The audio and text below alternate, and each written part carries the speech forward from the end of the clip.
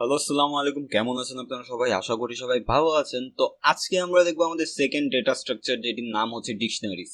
Dictionaries কিভাবে কাজ করে, কিভাবে একটি ডিকশনারি বানাতে হয়, কিভাবে সে ভ্যালু গুলো অ্যাক্সেস করতে হয়, সেগুলো কিন্তু আমরা আজকে এই ভিডিওতে দেখবো। তো চলুন শুরু করি।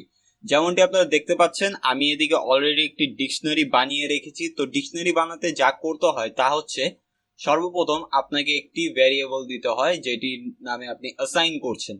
তারপর একটি অ্যাসাইনমেন্ট অপারেটর, তারপর আমরা যেমনটি লিস্টের মধ্যে স্কোয়ার ব্র্যাকেট দিতাম কিংবা আমরা থার্ড ব্র্যাকেট দিতাম, এটি আমি দেখাচ্ছি, আমরা এটি ইউজ করতাম, কিন্তু আমরা ডিকশনারিতে ইউজ করি কার্লি ব্র্যাকেট বা সেকেন্ড ব্র্যাকেট বলতে পারেন আপনি। এটিকে দেওয়ার পর আমাদের যে ভ্যালু গুলো থাকে, এগুলো থাকে হচ্ছে কি ভ্যালু পেয়ার্স হিসেবে, মানে একটি থাকে কি আরেকটি হচ্ছে ভ্যালু। তো এদিকে মাই ইনফো নামের ভ্যারিয়েবলদের ওপর আমি এভাবে বানিয়েছি এই ডিকশনারিটি, যে প্রথমে আমি দিয়েছি নেম, যেটা হচ্ছে একটি কি, আর এই নেমের এই যে ফাহাদ, যেটি আমার নাম, এটি হচ্ছে যে ভ্যালু হিসাবে অ্যাসাইন করা হয়েছে। এটি হচ্ছে কি, এটি হচ্ছে ভ্যালু।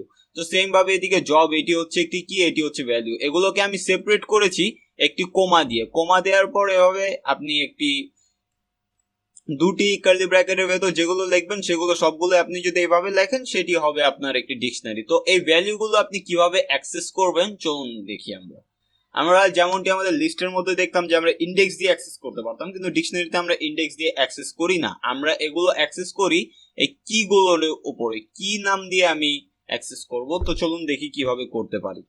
তো আমাদের এদিকে আমি যদি প্রিন্ট করি, প্রিন্ট প্রিন্ট দেওয়ার পর আমি এদিকে লিখলাম মাই ইনফো।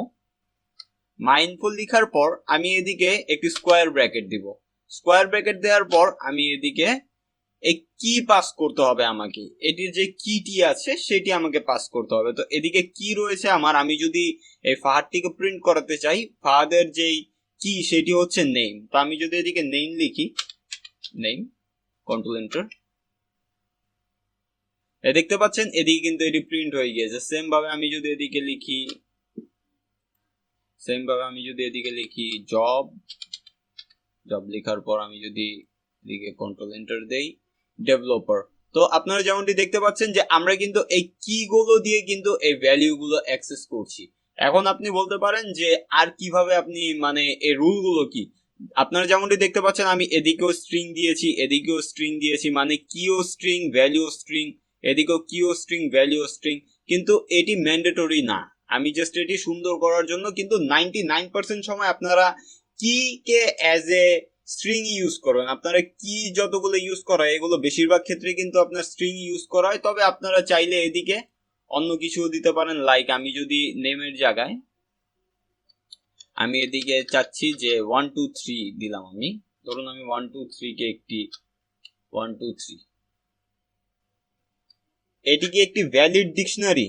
অবশ্যই এটি একটি ভ্যালিড ডিকশনারি। আমি যদি এদিকে পাস করি, সরি, আমি যদি এদিকে পাস করি 1 2 3, কন্ট্রোল এন্টার, পাথ প্রিন্ট হচ্ছে, মানে এটি একটি ভ্যালিড।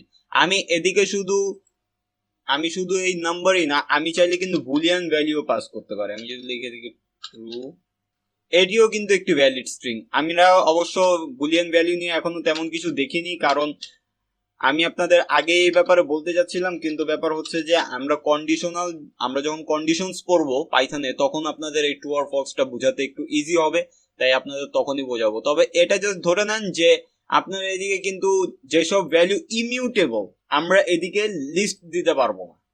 আমরা লিস্ট দিয়ে কিন্তু কখনোই আমরা এটাকে কি বানাতে পারবো না। যেগুলো ইমিউটেবল ভ্যালু সেগুলো আমরা, যেমন স্ট্রিং বা এগুলোকে আমরা কিন্তু জায়গায় এটাকে মডিফাই করতে পারছি না, কিন্তু লিস্ট হলে পারতাম। আর আরেকটি বিষয় হচ্ছে যে আপনারা চাইলে কিন্তু এই যে এই ভ্যালুর মধ্যে জাস্ট স্ট্রিং না, আপনারা এটির মধ্যে কিন্তু চাইলে আপনারা লিস্টও দিতে পারেন। লাইক আমি যদি এদিকে পাস করি, আমি যদি এদিকে লিস্ট পাস করি, এটির ভিতরে নেম হবে,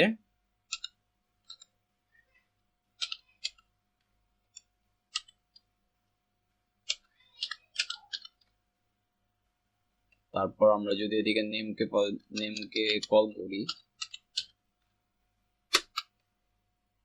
ও সরি, আমাকে তো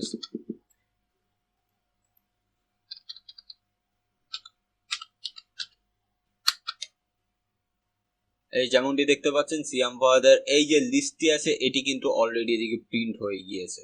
তো এটি হচ্ছে মূলত ডিকশনারি। ডিকশনারি এভাবেই কাজ করে, সম্পূর্ণ এটি কাজ করে হচ্ছে যে আপনার কি অ্যান্ড ভ্যালু পেয়ার্স এর উপর। আমরা আমাদের নেক্সট ভিডিওতে দেখব যে এই ডিকশনারির মধ্যে কি কি মেথডস গুলো আছে যেগুলো আমাদের লাইফকে আরো ইজি করে দেয়, যেগুলো আমরা নর্মালি আমাদের ডিকশনারির সাথে ইউজ করব। তারপর আরো বিস্তারিত কথা বলবো আমরা ডিকশনারি নিয়ে নেক্সট ভিডিওতে। ততক্ষণ অব্দি ভালো থাকবেন। আজকে ভিডিও এদিকেই শেষ করছি। আল্লাহ হাফেজ।